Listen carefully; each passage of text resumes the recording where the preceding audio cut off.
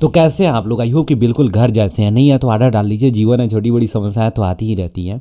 जैसा कि आप जानते हैं, पीछे वाले वर्ण के जो वीडियो बनाया हुआ था हमने, उसमें वर्ण के उच्चारण स्थान को मेंशन नहीं किया हुआ था, क्योंकि वीडियो बहुत लंबा हो चुका था, लगभग लगभग आधे घंटे से ऊपर का हो चुका था। उसको ट्रिम करके हम आधे घंटे किए, ठीक है ना। तो क्या हुआ है कि उसमें और ज़्यादा लंबा हो जाता है, इसको अगर उसको मेंशन करता है तो। और लंबा वीडियो तो देखने में बच्चा को उतना ही प्रॉब्लम होता है जितना ठंडी के दिन में टंकी के पानी से नहाने में होता है भाई साहब, आप भी जानते हैं। इसलिए इन सारी चीज़ों को ख्याल में रखें और उस चीज़ को मेंशन भी नहीं किए। और वो बहुत ही ज़्यादा इम्पॉर्टेंट है, क्योंकि एग्ज़ाम में, बोर्ड के एग्ज़ाम में तो गारंटी 1 या 2 नंबर का, तो उसमें से केवल उसमें से 2 नंबर का आना ही है, ठीक है ना। तो आज के इस वीडियो में हम उसी चीज़ का पोस्टमार्टम करने वाले हैं और मिल करके मचाते हैं बवाल विद कुछ ही सवाल, क्योंकि टॉपिक छोटा है तो सवाल ज़्यादा नहीं होगा, बहुत सारा नहीं होगा।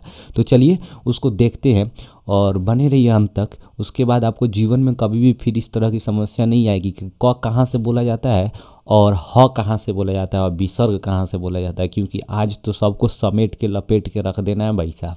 चलिए, हाँ तो चलिए भाई साहब, हम लोग टॉपिक देखते हैं आखिर क्या है। देखिए, हम एक बात हमेशा ध्यान में आप रखिएगा, जब भी हम वर्ण के उच्चारण स्थान बोलते हैं ना, मतलब ये कि हमारे मुंह के अंदर में बहुत ऐसा जगह है, स्थान है, जहाँ जिसका मेन इम्पॉर्टेंट होता है किसी भी वर्ण को बोलने में। ऐसा नहीं है कि केवल अकेले वही मतलब जो है इम्पॉर्टेंट, केवल अकेले वही जो है किसी भी वर्ण को बोलने में रोल प्ले करता है, ऐसा कुछ भी नहीं है।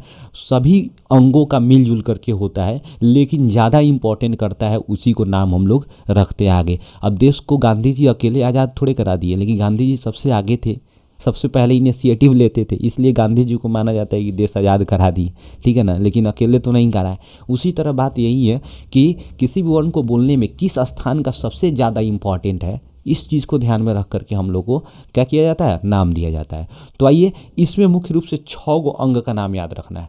अंदर से आते हैं कंठ, थोड़ा सा ऊपर आते हैं तालु, एकदम से छत में ऊपर, मुंह के छत में तालु, दांत के थोड़ा सा ऊपर मूर्धा, उसके आगे आते हैं दंत, और सबसे ऊपर मुख्य द्वार पे आते हैं, समझे कि नहीं, तो ओष्ठ, और मुख्य द्वार के ऊपर जाते हैं तो नाक। टोटल 6 गो अंग पहले याद रखना है। सबसे पहले क्या है, कंठ, सबसे पहले कंठ, फिर उसका बाद सबसे ऊपर छत में मतलब वही छत में ना, मुंह के छत में, छत से ऊपर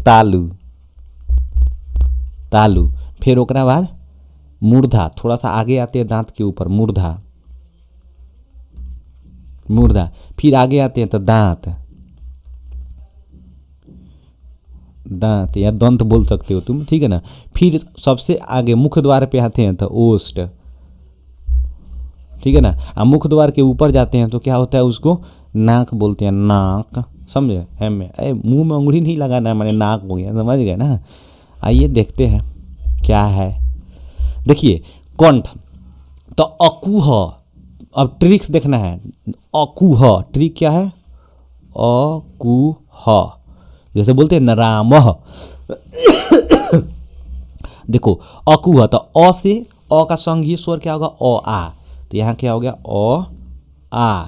कु का मतलब हो गया क वर्ग में आने वाले सभी वर्ण 4 गो, लास्ट वाला अंतिम नहीं, अंग नहीं, जितना भी वर्ण वर्ग है, क वर्ग, च वर्ग, ट वर्ग, प वर्ग, जितना भी है उसके लास्ट वाला का नहीं होगा। लास्ट वाला जितना भी होता है ना, जिसको पंचमाक्षर कहते हैं, ठीक है ना, अनुनासिक कहते हैं, उसको नाक से बोला जाता है, इसीलिए उसको अनुनासिक वर्ण भी कहा जाता है, ठीक है ना। तो कु का मतलब क्या हो गया, क ख ग घ, अंग नहीं, अंग तो नाक से, नाकवा पर अंग, तो देखना नाकवा फूल जाएगा। इसका मतलब क्या कि हवा नाक से होकर क्या रहा है, ज़्यादा हवा कहाँ प्रेशर कर रहा है, नाक पर। तो जहाँ ज़्यादा हवा प्रेशर करेगा, मतलब वहाँ से, जैसे बोलो क, तो देखो क ये एकदम ठोठिया पर प्रेशर कर रहा है, इसी को कहते हैं कंठी। ठोठी देख रहे हो ना, लंबा वाला नली, इसी को कहते हैं हम लोग कंठ, ठीक है ना। तो घ हो गया, आ विसर्ग हो गया, बस समझ गए। तो इसका अकुह का मतलब ये हो गया।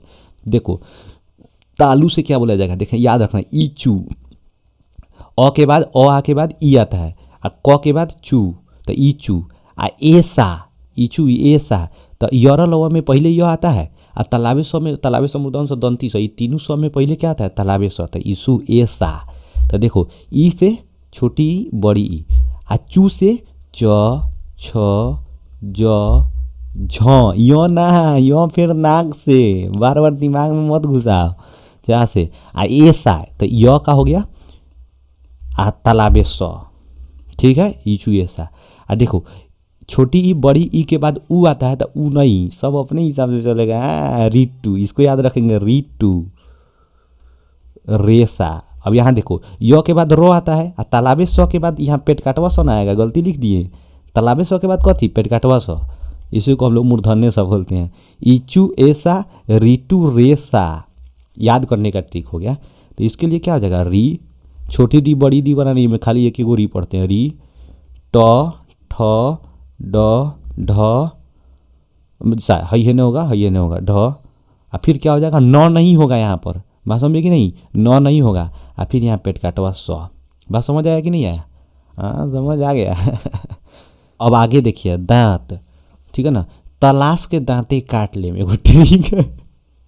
बड़ा अजीब है ना, तलाश, तलाश। अब देखो ये र के बाद लो आता है, यहाँ मूर्धन्य स के बाद दंती स, पेट काटवा स के बाद दंती स, तो त यहाँ से आ गया क्या, त, तो कथी हो गया, त से त थ द ध, न ना न फिर नाक से तालाबे स, तो तलाश, तलाश के दांते काट ले। ओष्ठ से, तो सबसे ऊपर कथी, मुंह के ऊपर कथी, ओष्ठ, तो उप, उप माने ऊपरी में कथी बा, ओष्ठ, तो उ से छोटी ऊ बड़ी ऊ, आ प से प फ ब भ, मोना, फिर मो नाक से, रे पागला। अब देखो नाक, अब कहता ना ये पांचों बोले हैं, क वर्ग च वर्ग ट वर्ग प वर्ग ट वर्ग, तो सबका लास्ट में क्या आता है, अंग, फिर उसके बाद य, फिर उसके बाद य के बाद अण, फिर उसके बाद न, फिर उसके बाद म। तो ये पांचों वन जिसको हम पंचमाक्षर कहते हैं, नाक से बोलेंगे। एक अनुस्वार, अनुस्वार, अनुस्वार में मतलब वहाँ पर ऐसे होता है अनुस्वार। एक और होता है चंद्र बिंदु, चंद्र बिंदु, इसको चंद्र आए पर लगा देंगे तो बिंदु, बात समझे कि नहीं, तो चंद्र बिंदु। इतना बात समझ आया, ये होता है, समझे कि नहीं। एगो का ट्रिक में क्या होता है कि अब एगो बच जा रहा है तुम्हारा व, इधर से बच जा रहा है, हम लोग क्या देख लिए, हर्षय दीर्घ री तक देख लिए। उसके बाद ए ऐ ओ औ, अंग अ तक देख लिए, अ हो गया यहाँ पर, अ हो गया यहाँ पर, अंग हो गया यहाँ पर, बात समझ आ गया। तो यही ना बच रहा है चार गो, ए ऐ ओ औ, तो ए का पता चल जाएगा तो ऐ का पता चल जाएगा, ओ का पता चल जाएगा तो औ का पता चल जाएगा। एगो ओ व य र ल, और ल के बाद वो आता है। तो ये भी बहुत टेढ़ है, थोड़ा सा इसको मिटका लेने दो, ओकर बाद जगह होगा तब ना बताएंगे। चलो देखो यहाँ पर हो सकता है, देखो यहाँ पर व, तो व का याद रखना दंत आ प्लस ओष्ठ, व बोलोगे ना तो ओठवा सटेगा, नहीं सटेगा तो बोलिए नहीं पाओगे। तो व, तो इसलिए दंत प्लस ओष्ठ, ठीक है ना। अब बचा ए ऐ, देखो तो ए कैसे बनता है, ए बनेगा तुमको अ या आ के बाद, अ या आ के बाद छोटी ई या बड़ी ई आए तो ये बन जाता है, ठीक है। तो अ कथी से, कंठ से, देखो अकुह, अ कथी से, कंठ से। ईचू ऐसा नाम तालू से, यहाँ देखो ईचू, तो ई कथी से, तालू से, तो कंठ प्लस तालू। देखो कॉन्सेप्ट समझो, कॉन्सेप्ट देखो ओ, फिर अब देखो ओ ओ, तो ए का पता चल गया तो ऐ का पता चल जाएगा, तो ए ऐ कंठ प्लस तालू। ओ कथी से बनेगा, तो अ या आ के बाद ऊ या ऊ आए तो, छोटी या बड़ी ऊ आए तो क्या बन जाता है, ओ या अ बन जाए। अ नहीं बनता है, ओ बन जाता है। अ का भी दूसरा कॉन्सेप्ट होता है, अ या आ के बाद ओ आए तो बन जाता है। लेकिन जब यहाँ पर समझना है कि ओ उसी से तो अ भी उसी से होगा, इसका लंबा कॉन्सेप्ट है, ठीक है ना। लेकिन इतना याद रखो, ठीक है ना, जब कॉन्सेप्ट समझना होगा तब समझना। तो ओ अ या आ के बाद ऊ आए तो देखो ओ अ या आ कथी से, कंठ से, आ ऊ कथी से, तो ऊपर ही, ऊपर कथी, ओष्ठ, ऊपर ऊ ओष्ठ से। नीचे देखा ना, नहीं समझाया तुमको रे, ऊ छोटी ऊ बड़ी ऊ, तो कंठ प्लस ओष्ठ, बस हो गल।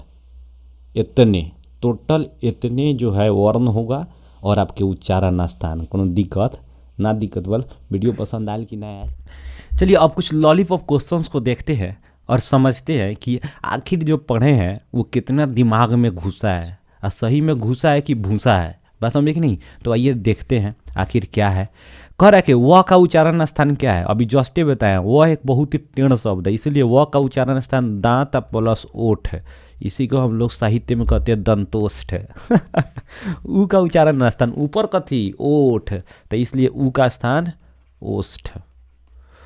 ऋतु रेशा मूर्धा तालाबे स है, तालाबे स पहले आता है इसलिए इचू ऐसा तो कथी तालु।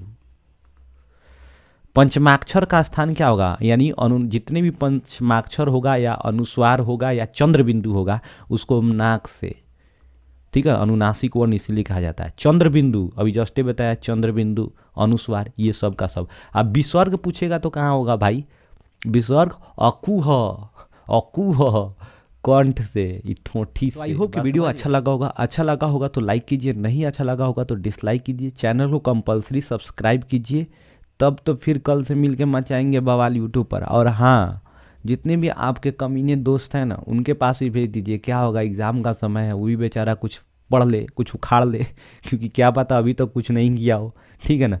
तो बस आज के लिए इतना ही, मिलते हैं नेक्स्ट वीडियो में बवाल मचाते हुए। तो आज के लिए जय हिंद।